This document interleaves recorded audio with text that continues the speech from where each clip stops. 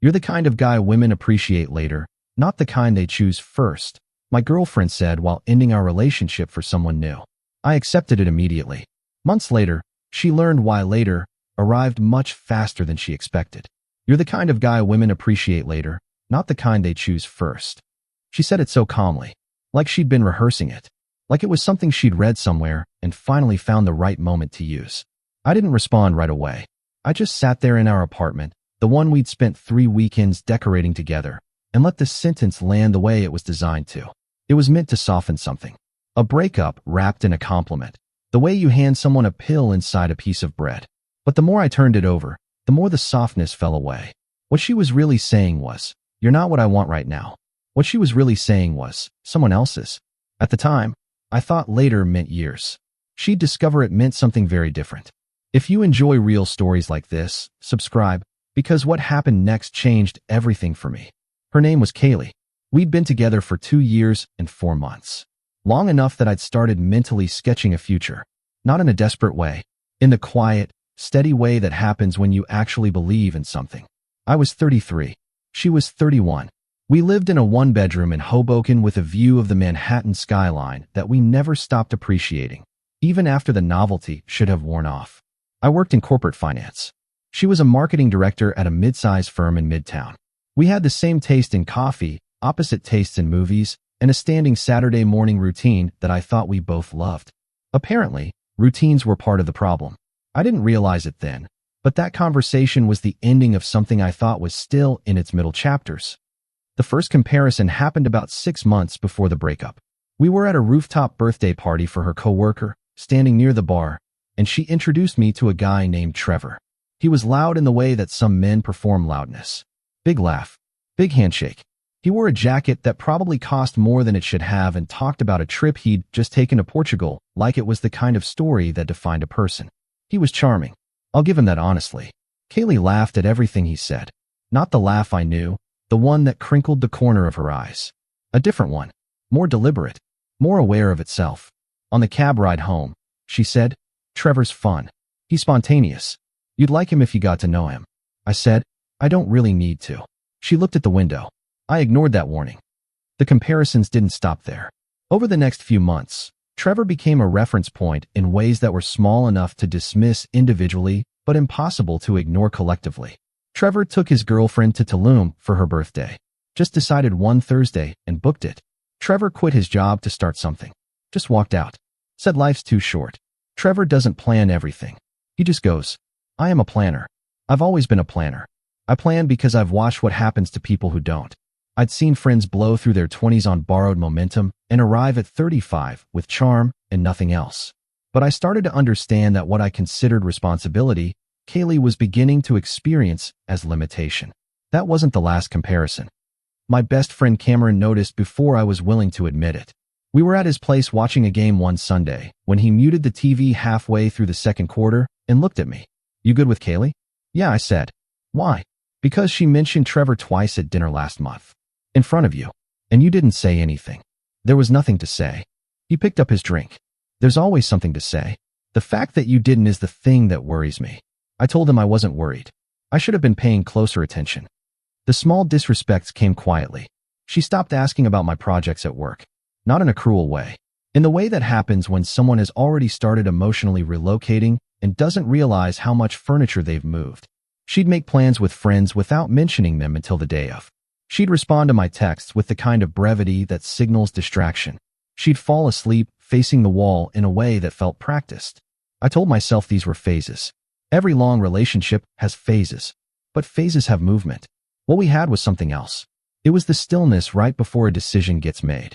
My longtime friend Austin pulled me aside at a gathering in late spring. He was quiet about it. That's how Austin operates. "She's somewhere else," he said. "What do you mean?" "I mean she's here, but she's not with you." I've seen it before. I appreciated that he said it without making it dramatic. I still didn't act on it. The midpoint of this story is not a fight. There was no explosion. No discovered message. No dramatic confrontation in a restaurant parking lot. The midpoint was a Tuesday night when Qley came home from work and sat down on the couch across from me instead of next to me and said she needed to talk. I remember noticing that. The couch across from me. She talked about feeling stuck. about wanting more energy in her life, about wanting to feel like things were happening instead of being scheduled to happen. I listened without interrupting, which is what I always did, and which she'd once told me was one of the things she loved most about me. That night it seemed to frustrate her. "See, this is what I mean," she said. "You're so calm. You're always so calm. Everything is measured with you. Would you prefer I wasn't? I'd prefer things felt a little more alive." And there it was. The real problem wasn't love. It never is, in these situations. The real problem was timing and perception. She wanted the feeling of acceleration. She confused it with direction. I offered direction. She read it as stillness. I knew about Trevor by then. Not from snooping. From the way she talked about him. From the way his name moved through her sentences like it had been living there for a while. I brought it up directly. I asked her plainly whether something was happening with him. She didn't say yes right away. But she didn't say no in the way that would have mattered. What she said was, "He makes me feel something I haven't felt in a long time."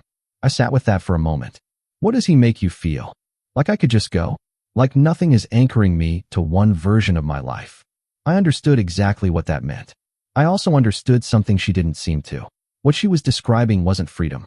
It was the particular feeling that comes right before a very expensive lesson. The final conversation happened on a Saturday morning, not during our routine. The routine was already gone by then, which in hindsight was its own kind of announcement. She sat down across from me at the kitchen table with her coffee and said she'd thought a lot about it, and she knew what she needed to do. I let her say it.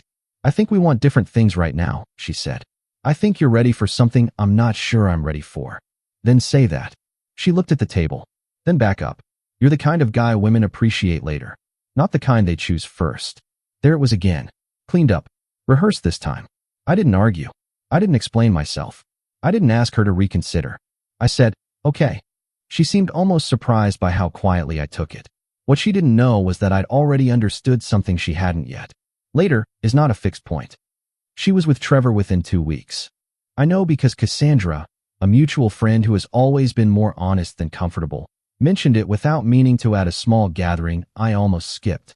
"She seems happy," Cassandra said, "the way people do when they're not sure that's actually true." "Good," I said, and I meant it. Not as performance. Not as the polished response of someone hiding something. I meant it the way you mean it when you've already decided to stop carrying someone else's choices as your own weight. I want to be clear about what the next several months looked like. There was no montage. No dramatic transformation. No revenge arc. I went to work. I focused on a deal I'd been quietly building for over a year with Jared, a business associate I'd trusted since we started in the same analyst pool a decade earlier. It was a venture that required patience and precision, two things I apparently had in uncomfortable abundance. I started running again, not to lose weight or make a point, because I needed something that was purely mine. I had dinner with Cameron every few weeks. He didn't bring up Qley. I appreciated that. I reconnected with Austin, who'd moved back to New York after a stretch in Boston. We grabbed drinks, talked about nothing important, and I remembered what it felt like to be in a room without needing to perform contentment. I didn't post anything online. I didn't update my relationship status with purpose. I didn't send indirect signals through mutual friends. I just lived. And something started happening that I can only describe as clarification. When you stop organizing your life around someone else's comfort, you suddenly have an enormous amount of space for your own priorities. It's almost disorienting at first. The deal with Jared closed in October. It wasn't flashy in the way that gets talked about at parties, but it was the kind of professional development that quietly repositions a person. I was approached by an executive director named Mason who'd been watching the project from a distance. He wanted to bring me in on something larger, something with a longer horizon. I said yes. Adler, a recruiter I'd worked with a few years prior, reached out around the same time with an opportunity one wouldn't have considered when I was in the relationship. Not because Qley would have objected, but because I'd been quietly making myself smaller in ways I hadn't noticed until I had room to expand. I told Cameron about it over dinner. "This is the version of you I was waiting for," he said. "What version is that?" "The one that isn't managing someone else's anxiety about your ambition." I didn't have a response for that, mostly because it was exactly right. Meanwhile, from what I gathered through the ambient noise of mutual connections, Trevor's momentum had a shorter half-life than advertised. Cassandra told me, with her specific brand of reluctant candor, that Qley had been quieter lately, less present at gatherings. The kind of quiet that belongs to someone doing private recalculating. Miranda, Qley's best friend, ran into me at a coffee shop in November. She didn't volunteer anything, but she asked how I was doing in a way that contained a small apology. "I'm genuinely well," I said. She nodded slowly. "Good. That's good." The way she said it suggested she wasn't sure the same could be said in another direction. Trevor, from what I could piece together without trying very hard, was exactly what he appeared to be at that rooftop party. Compelling at a distance, complicated up close. The spontaneous trip to Portugal turned out to be charged to a credit card that didn't have the room for it. The job he'd left wasn't replaced by the startup he'd described. The energy that felt like freedom had a different name when you were the one waiting for plans to solidify. Qley's sister Autumn mentioned something offhand to Cassandra, who told me in the particular way people share information when they think you deserve to know it. She thought she was choosing aliveness, Autumn apparently said. She didn't realize she was choosing instability. I didn't feel satisfaction when I heard that. I want to be honest about that. What I felt was something closer to recognition, like watching a scene you'd already written in your head. The moment it truly landed for Qley came in December. There was a professional event in the city. A small industry conference hosted by a woman named Harper who ran one of the better-regarded rooms in our adjacent circles. I was there because Mason had invited me as part of an introduction to the larger project. Jared was there. A few people I respected were there. Qley was there. I didn't know she would be. She works in marketing, and Harper's circle touches several industries. It wasn't implausible, but it was unexpected. We saw each other across the room before either of us could prepare for it. She looked the way someone looks when they've been working hard at something that isn't working. I'm not saying that with cruelty. I'm saying it as an observation. She was dressed well. She was present. But there was a flatness behind her eyes that I recognized because I'd watched it develop in the final months of our relationship, and I'd made the mistake of thinking it was directed at me. It wasn't. It was directed inward. She approached me near the end of the event. I was talking to Carter, a technology founder I'd been introduced to through Sawyer, an investor with a sharp mind and terrible taste in conference catering. She waited politely until the conversation shifted, and then she stepped in. "You look well," she said. "Thank you. You too." She smiled, but it had effort in it. We made the small talk that exists specifically for two people who once shared a life and are now operating as strangers with context. She asked about work. I answered genuinely. She mentioned a project of her own with a tentativeness that hadn't been there before. I asked about it. She told me. I listened the way I always listened. And then she said something that I'll carry for a long time. She said, "I thought being appreciated later meant being overlooked now." I didn't understand what later actually meant. I didn't fill the silence. She continued, "I think I confused stability for stagnation. I think I thought calm meant absent. I don't think that anymore." I looked at her. "I'm glad," I said. "Are you with someone?" she asked. "Not yet." She nodded. Something moved across her face that I didn't try to interpret. "She'll be lucky," Qley said. I thanked her. We said goodbye in the measured way of people who understand the conversation is finished. I want to tell you what I took from all of it. Because this isn't a story about winning. It's not a story about Qley regretting her choice, though she did. It's not a story about Trevor being exposed as a fraud, though reality has a way of being its own exposure. It's a story about a particular kind of misreading that happens in relationships when attraction and value get confused for the same thing. Attraction responds to novelty, to the sharp edge of something new, to the feeling of acceleration. Value responds to something slower, to the accumulation of proof, to showing up the same way on the 100th day as you did on the first. The trouble is that attraction arrives first, and some people never learn to update what they're measuring. Qley said she'd appreciate me later. She meant it as kindness. She meant it as a consolation wrapped in honesty. What she didn't account for was how quickly the conditions that made Trevor seem valuable would dissolve. What she didn't account for was how much faster later would arrive when novelty was stripped away and reality moved in. She expected to appreciate me in 5 years, maybe 10, in the abstract way you appreciate something you once had access to and let go of. She didn't expect to appreciate me in 6 months. While standing 3 feet away from me at a conference, watching me be introduced to people who wanted my opinion, listening to me talk about work I'd built without fanfare, noticing that the calm she'd once called boring was actually the signature of someone who had never needed external validation to keep moving. I left the conference with Jared and Carter. We had dinner at a place Carter had a standing reservation at, the kind of place that doesn't advertise but always has the right people in it. Wesley, a financial advisor I'd been wanting to meet, was there.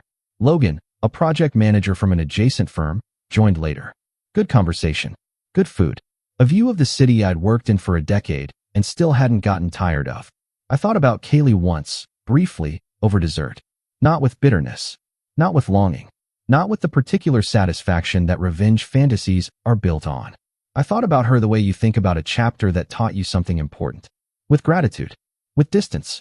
With the quiet understanding that some people have to leave your story for both of yours to go anywhere worth going. By January, the larger project with Mason had started generating the kind of attention I'd spent 10 years building toward. Natalie, a board member with a reputation for precision, had come on in an advisory capacity. A journalist named Sophia had reached out for a profile piece on the project's broader impact. I declined the profile, not out of false modesty, because I don't perform growth. I've never performed growth. That's always been the thing about me. I build quietly. I move forward without announcement. I show up the same way every day until the accumulation becomes impossible to ignore. That's what Qley couldn't see when she was standing next to it. That's what she understood when she was standing across the room from it. A few weeks after the conference, Cassandra told me that Qley and Trevor had ended things. I didn't ask for details. Cassandra offered them anyway, because that's Cassandra's particular form of friendship. Apparently, the consistency had never materialized. The energy that felt like freedom had revealed itself as avoidance. The spontaneity that seemed like aliveness was actually an allergy to accountability. She said she kept thinking about something. Cassandra told me. She kept thinking about what it felt like to be with someone who actually showed up. I didn't respond to that with anything beyond a nod. She's not going to reach out, Cassandra added. She knows it's done. It is, I said. I know. I just wanted you to know she knows. There are things I could say here about closure, but I don't think closure is the right word. Closure implies something sealed, something finished with intention. What I experienced was more like resolution, the kind that doesn't require a scene, doesn't require the other person to hand you something, doesn't require a conversation or a confession or a moment of witnessed regret. It resolves on its own when you've moved far enough forward that the original wound no longer maps to anything in your current life. I'm writing this in February now. The project is growing. The city is cold in the way that New York in February is only cold to people who don't know that March is right behind it. I had drinks with Austin last week. He's building something new.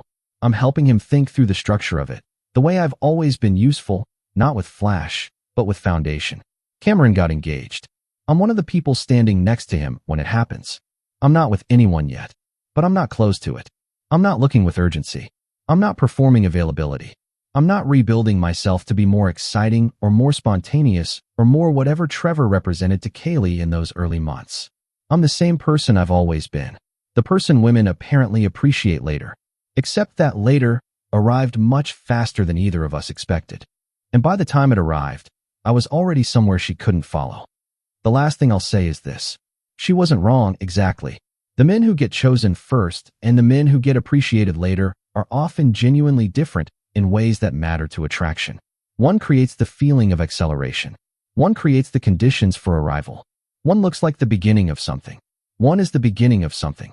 The trouble is that those two things can look almost identical when you're standing at the start, and the only measurement tool you have is how fast your pulse is moving. She confused her pulse for a compass. That's a very human mistake. I don't blame her for it. I just didn't wait around for her to learn the difference. She thought she'd appreciate me later. She never expected later to arrive so quickly, and by then, I was already gone.